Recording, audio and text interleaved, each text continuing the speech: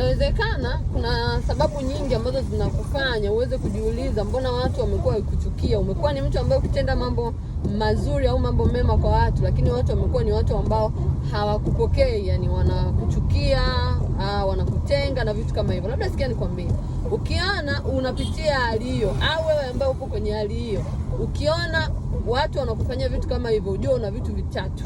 Kitu cha kwanza, ujue umewazidi maendeleo. Watu wengi hawapendi watu ambao wamewazidi maendeleo, kwa hiyo wanawachukia. Kwa hiyo kama umewazidi maendeleo, ujue lazima wakuchukie. Hilo ni la kwanza.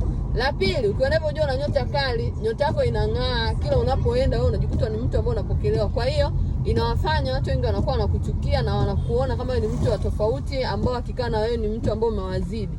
Watu wengi hawapendi kuzidiwa, kila mtu anataka kuwa juu. Kwa hiyo ukiwa unapitia kwenye hicho kipindi, lazima watu wakukatae na watu wakuchukie. Kwa hiyo haimaanishi kama watu wikukataa, watu wikuchukia kwamba ndo mwisho wako. Endelea kufocus. Ukifanikiwa, ukiwa na maendeleo makubwa, hawa watu watarudi. Binadamu ni wanafiki. Kwa hiyo focus mpaka pale utakapofikia malengo yako.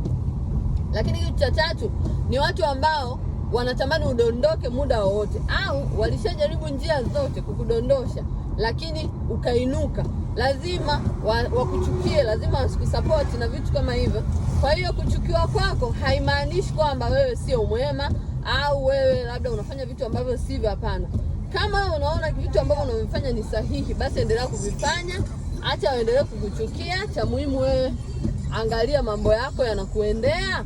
Basi binadamu hawaridhiki, na uwezo kukaa ukiwa unaridhisha binadamu. Fanya kile ambacho unaona ni sahihi, my dear.